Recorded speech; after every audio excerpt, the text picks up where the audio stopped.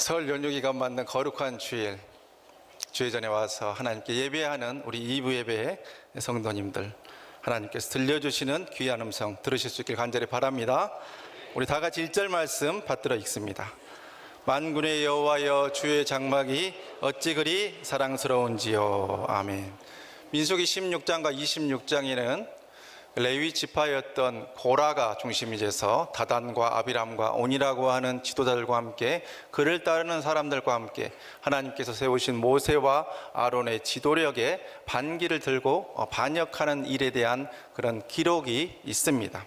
그 가운데서 이 고라와 다단과 아비람과 온은 땅이 갈라져서 죽는 그런 비참한 징계를 당하고, 또 하늘에서 불이 내려서 250명이 불타 죽는 그런 끔찍한 고라의 반역을 우리는 기억을 하고 있습니다. 그런데 하나님께서 그 가운데서도 이 고라의 반역에 직접적으로 참여하지 않은 고라의 아들들은 또 살려두셔서 그 고라의 아들들의 후손들, 그러니까 고라의 후손들이 바로 성전의 문지기와 찬양대가 되었음을 우리는 기억을 하고 있습니다. 그런데 이 고라의 후손 가운데서 요즘 저희가 새벽 기도를 통해서 만나고 있는 그 선지자 사무엘과 또 찬양대 대장이라 할 수 있는 헤만과 같은 그러한 자가 있음은 하나님의 그 은혜가 얼마나 크고 얼마나 귀한 것인가 하는 것을 알 수 있게 하는데, 그 가운데서 이 고라의 자손을 통해서 베풀어 주신 그 은혜를 한번 정리를 하면은, 첫 번째는 먼저 역대상 9장 19절로 이렇게 나오는 말씀 가운데 고라 자손 중에 일부가 성문을 지키는 그런 문지기가 되었음을 증거를 하고 있고, 또 역대상 25장에 보면 다윗 시대에 이 찬양대가 24반열이 있는데 그 중에 14명이 바로 고라의 자손인 헤만의 14아들들이 그것을 담당했음을 말씀을 하고 있습니다. 그러니까 다윗 시대의 찬양대의 약 58%, 60%에 달하는 그 수가 바로 고라의 자손이 담당했다 하는 것이죠.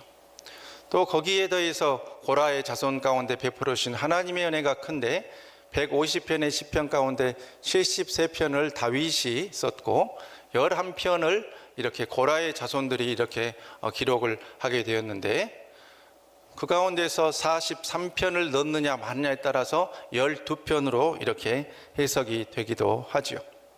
그래서 11편 또는 12편이나 되는 시편을 쓸 수 있는 그런 은총을 하나님께서 허락해 주셨습니다. 그래서 시편 가운데 있는 많은 시 가운데서 특별히 고라 자손의 시는 이 민수기 16장과 26장에 나와 있는 고라의 죄악과 하나님의 징계와 또 그 가운데서도 고라의 자손을 살려두신 그 은총을 알고 우리가 고라 자손의 시를 봤을 때 더 크게 우리의 마음의 은혜로 다가오는 것을 우리가 볼 수가 있지요.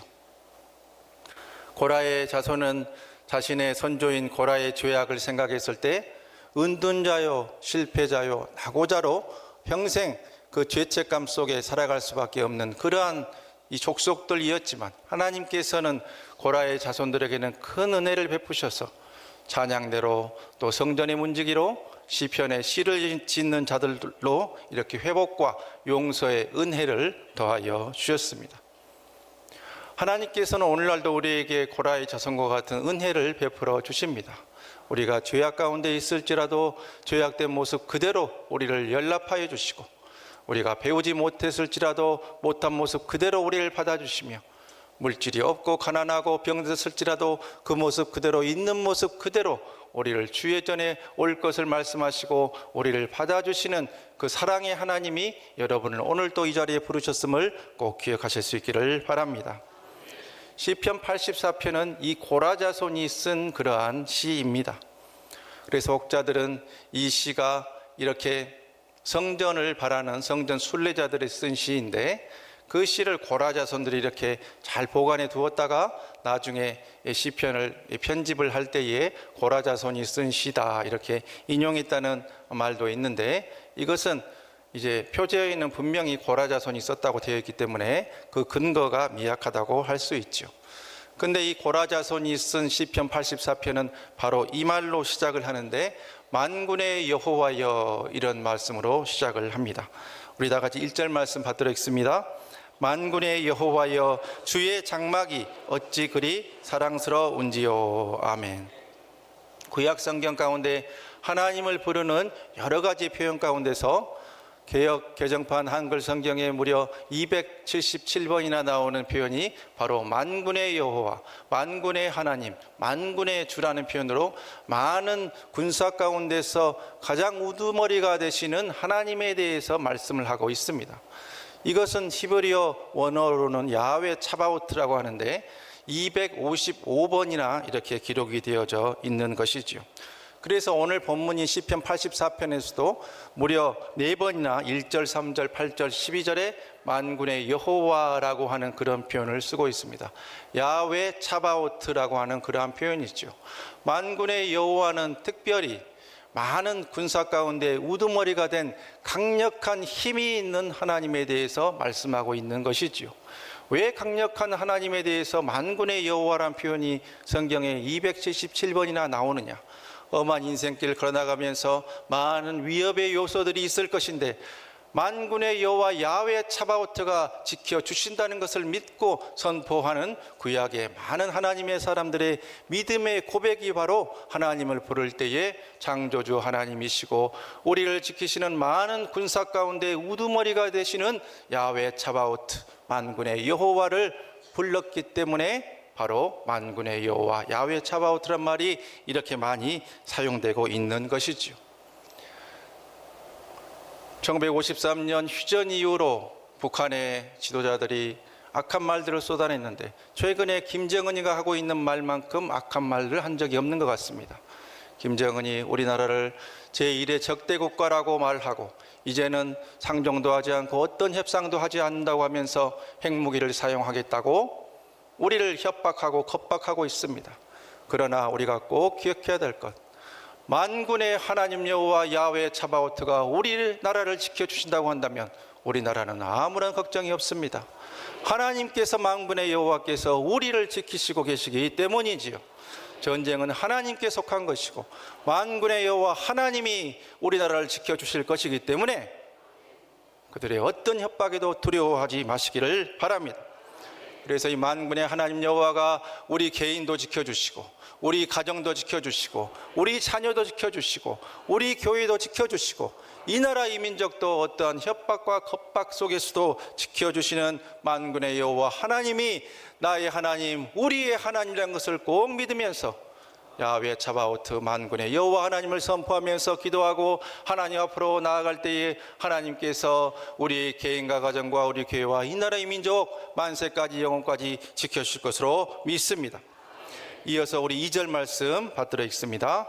내 영혼이 여호와의 궁정을 사모하여 쇠약하며 내 마음과 육체가 살아계시는 하나님께 부르짖나이다. 아멘.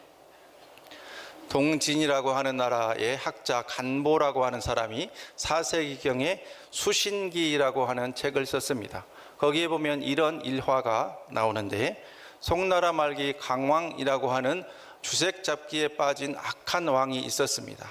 이 강왕의 신하 가운데 한빙이라고 하는 그런 신하가 있었는데 그 부인 하씨가 절세 가인이었다고 하지요. 얼마나 예뻤는지 소문이 퍼져가지고 이 악한 왕 강왕이 가서 보니까 정말 너무나 예쁘고 마음에 드는 것입니다. 그래서 이 한빙의 부인 하씨를 데려다가 자신의 후궁으로 삼고 말았습니다. 신하인 한빙이 강왕에게 와서 부인을 돌려달라고 그렇게 청혼을 합니다.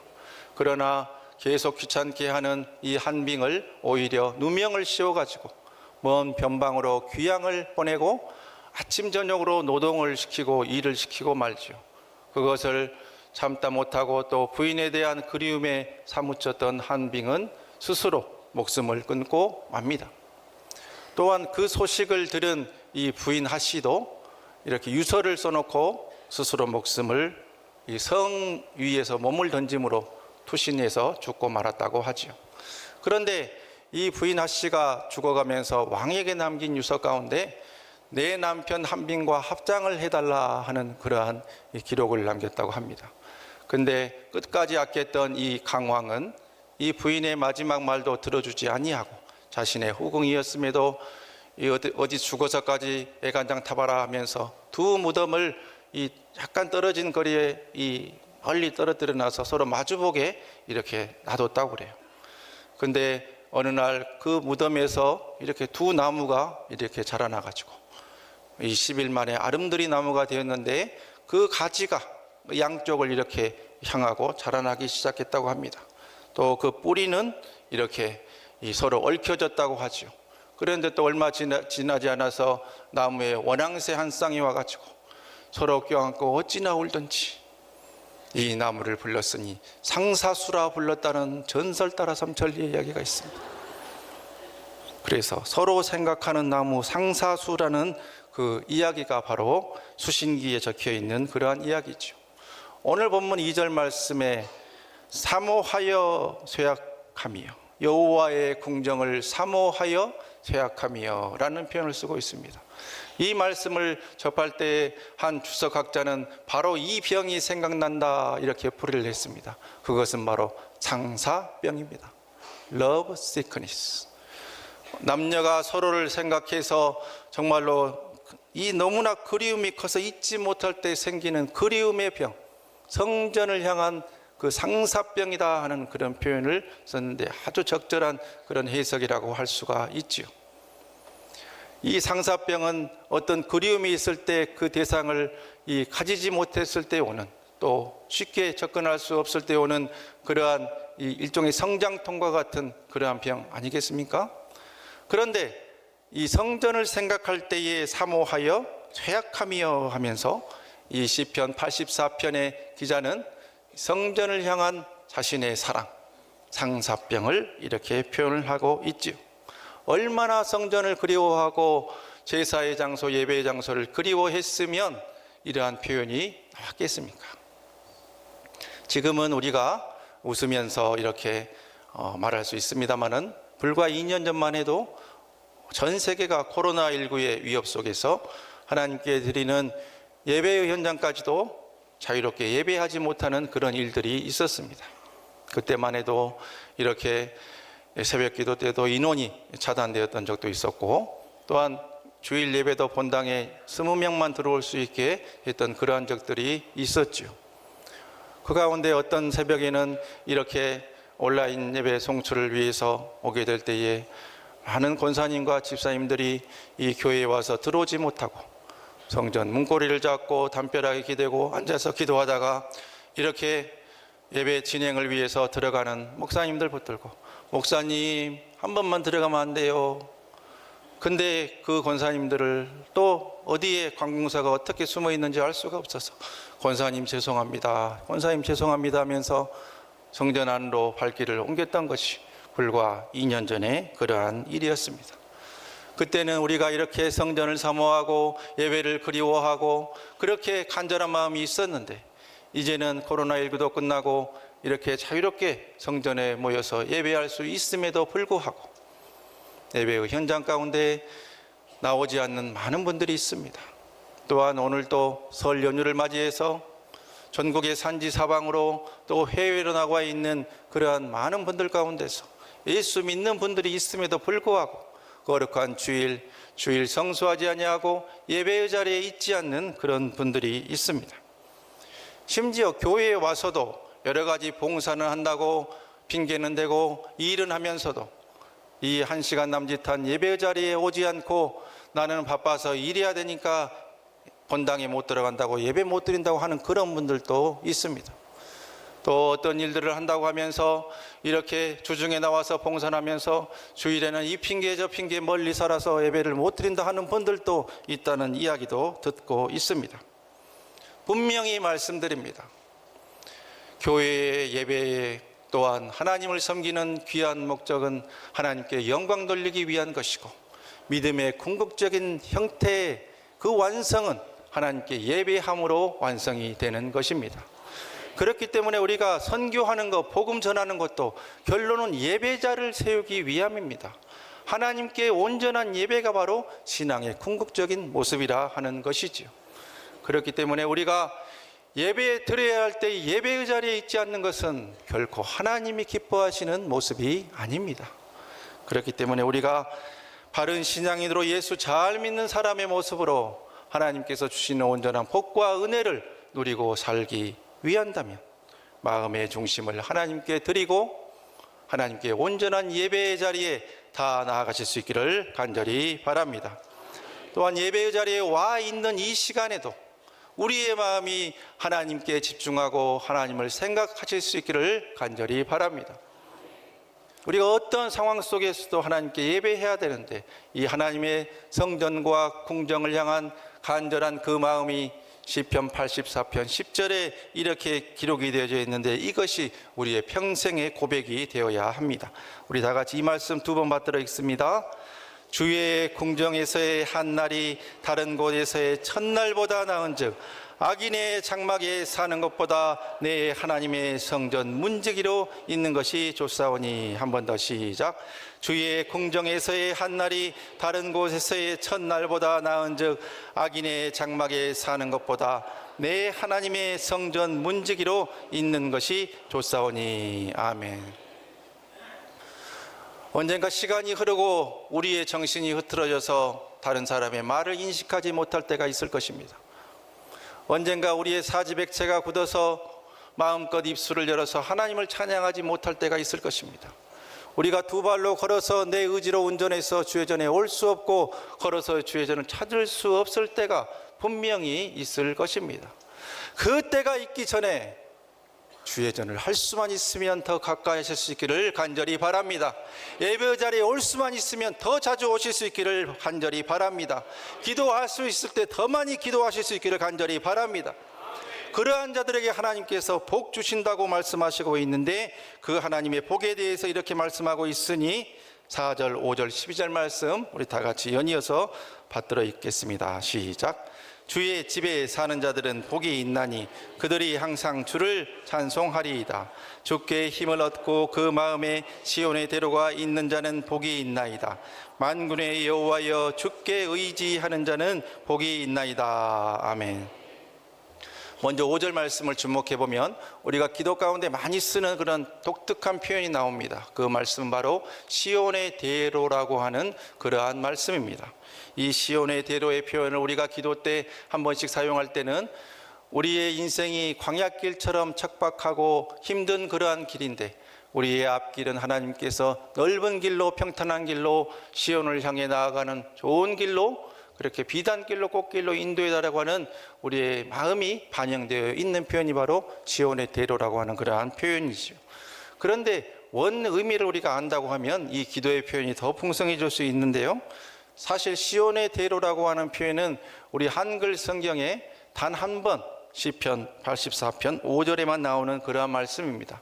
비슷한 표현이 에레미야에 가서 1장 4절에 시온의 도로라고 하는 그런 표현이 나오게 되는데 그 시온의 도로라고 하는 표현에 사용한 히브리어는 데레크라고 하는 단어로서 이 구약 성경에 700여 회나 이렇게 사용되었던 표현인데 이 시온의 대로 84편 5절에 쓰였던 그 표현은 메실라라고 하는 표현인데 구약 성경에 27번밖에 사용되지 않았던 그러한 표현이죠. 그러니까 에레미야에 가서 쓰였던 시온의 도로의 표현과 또 이 시편 84편 5절에 있는 시온의 대로의 표현은 실상은 다른 표현이라 하는 것입니다. 그래서 여기 이렇게 시편 84편 5절과 에가서 1장 4절의 표현이 이렇게 나오게 되는데 또 우리 말씀을 통해서 한번 살펴보시고 그런데 이 오늘의 본문 84편 5절에 있는 시온의 대로라는 표현 가운데 사실은 히브리어 원어에 보면 시오네라는 말이 나오지 않습니다. 그리고 원어에 나오지 않기 때문에 당연히 영어 성경 대부분의 영어 성경에도 시온이라는 표현은 등장하지 않고 NASB라고 하는 번역본에만 자이언이라고 해서 시온의 표현이 들어가 있는 것을 볼 수가 있죠. 그렇다고 하면 이 대로를 시온의 대로라고 표현한 것은 사실은 한국교회에서만 거의 쓰여지고 있는 표현이라 이렇게 보는 것이 틀림없겠습니다. 그런데 오히려 이 표현은 이 원어에 있는 표현보다 더 그 뜻을 풍성하게 정확하게 표현했는데 왜냐하면 우리 한글로 번역하셨던 학자들이 이 7절 말씀에서 궁극적으로 이것이 시온을 향해 있는 성전을 향해 나가기 때문에 더 잘 이해하기 위해서 시온에라는 말을 첨가를 한 것이죠. 우리 7절 말씀 한번 다 같이 받들어 읽겠습니다. 그들은 힘을 얻고 더 얻어 나아가 시온에서 하나님 앞에 각기 나타나리이다. 아멘. 그러니까 이 시온의 길을 걸어서 나중에 시온으로 가가지고 하나님 앞에 힘을 얻고 더 힘을 얻고 나아가서 시온에 있는 성전에서 하나님 앞에 나타난다 하는 그런 표현이 있기 때문에 여기에서 시온의 대로라는 표현을 가져오게 된 것이죠.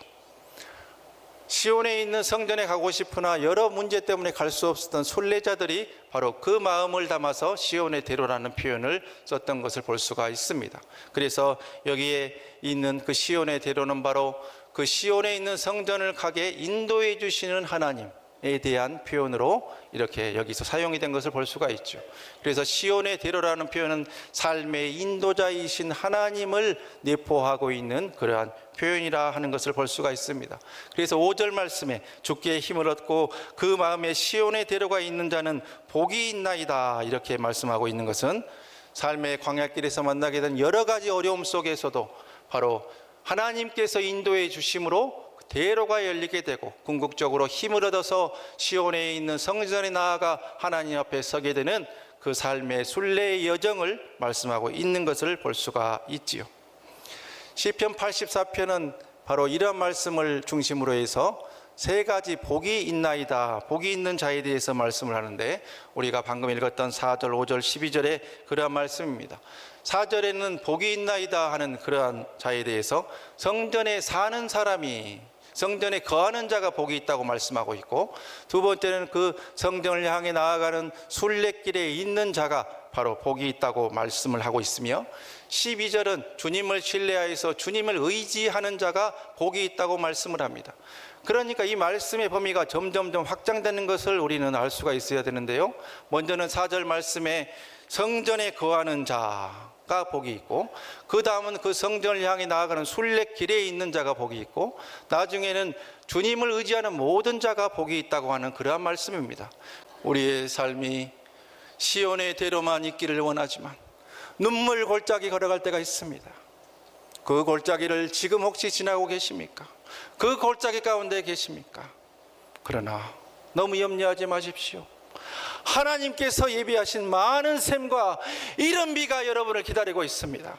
눈물 흘리지 마십시오. 여러분이 웃게 될 날이 다가오게 될 것입니다. 하나님께서 여러분을 위해서 많은 샘의 오아시스 준비해 놓고 계시고 이른 비의 복을 더하여 주실 것이기 때문입니다. 우리는 시온의 대로만을 바라고 인생을 걸어갑니다. 그렇게 되면 얼마나 좋겠습니까? 얼마나 행복하겠습니까? 그러나 우리는 지금까지도 그런 인생을 살아오지 못했고 앞으로 우리의 삶도 꼭 그렇게 되지는 않을 것입니다. 눈물 골짜기 있을 것입니다. 박하 골짜기 있을 것입니다. 메마른 땅 걸어가고 우리가 가진 물도 떨어지고 돈도 떨어지고 먹을 것도 떨어지는 그 상황을 만나게 될 것입니다. 그러나 하나님이 살아계시고 만군의 여호와 하나님이 여러분을 붙들고 계시고 지키고 계심을 꼭 기억하실 수 있기를 바랍니다. 많은 샘과 이른 비의 복이 여러분에게 임하게 될 것입니다. 그러기에 우리가 바라는 것은 하나님, 내가 눈물 골짜기를 걷고 있습니다. 내가 박하 골짜기를 걷고 있습니다. 너무나 힘들고 어렵습니다. 하나님, 그러나 나는 믿음의 눈으로 하나님께서 예비해 놓고 계신 많은 샘과 이른 비가 임할 것으로 믿습니다. 그 일을 주시려거든 이제는 속히 많은 샘을 열어 주시옵소서, 이른 비를 속히 내려 주시옵소서 하고 우리는 간구할 뿐이고 주님께서 그 복과 은혜를 우리에게 더하여 주실 것입니다. 그 믿음 가지고 우리는 인생의 광야길을 오늘 또 내일 또 평생토록 걸어나가게 될 것입니다. 혹시 눈물 골짜기 있을지라도 우리는 하나님께서 시온의 대로를 열어주실 것이고 많은 샘과 이른 비의 복을 주실 것으로 믿고, 지금 눈물 골짜기에 있을지라도 이 골짜기의 이 눈물은 반드시 끝나게 될 것이다, 끝나게 될 것이다, 끝나게 될 것이다 하는 믿음 가지고 하나님, 많은 샘과 이른 비의 복을 속히 내려 주시옵소서 간구하면서 오늘 또 주님의 위로를 바라고 주님의 손길을 바라고 주님 손 붙들고 승리하는 주의 자녀들 다 되시기를 주님의 이름으로 축원합니다.